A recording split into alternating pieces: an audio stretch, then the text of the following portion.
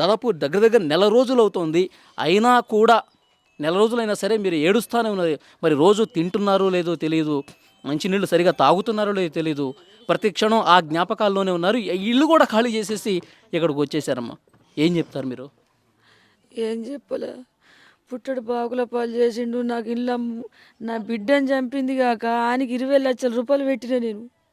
పుట్టడు బాగుల పాలు అయిపోయిన ఇల్లు కాయలు కుదబెట్టి ఇల్లు అమ్ముడు పోయింది. ఇప్పుడున్నది నా బతుకు చూడు ఎట్లున్నదో, బిచ్చ బతుకు చేసిండు అది. ఇప్పటికి కూడా రిపోర్ట్లు ఇస్తలేరు. ఇప్పటికి కూడా ఆడ రిపోర్ట్లు నా బిడ్డని చంపకన్నా ముందే 5 లక్షల రూపాయలు ఆడ పెట్టిరట. ఆ పాపని చంపేస్తామని 5 లక్షల రూపాయలు. ఇప్పుడు అందరికి తెలిసిపోయింది విషయం, మీకు ఒక్కళ్ళకి తెలియలేదు. నా బిడ్డని చంపుతాని 5 లక్షల రూపాయలు ఆడ ముందే కట్టి లాయర్తో మాట్లాడుకుంటే ఈ చట్టం ఎటు పోతుంది? చట్టం ఎటు పోతుంది చెప్పు? రూపాయలకు అమ్ముడు పోతుందా చట్టం? లంచాలకు అమ్ముడు పోతుందా?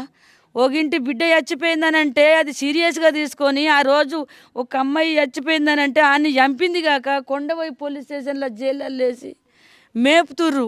జైళ్ళల్లో ఎంత రక్షణ ఉన్నదో తెలుసా? చంపిన వాళ్ళకు 3 పొంటలు అన్నం పెడుతుర్రు. ఈడ ఎంపీ పోతాడు నరకం చూపించి ఒక అమ్మాయిని ఎంత దారుణంగా పొడిచి చంపిర్రు. నరకం ఆడ పోలీస్ స్టేషన్లో నరకం చూపించుకుంటే చంపాల, దాన్ని శిక్ష అంటారు. లేకపోతే ఇప్పుడు ఎంపీ రావు నీకు చేతికి దొరికిందా క్షణంలో చంపేయాల, దాన్ని సరైన శిక్ష అంటారు.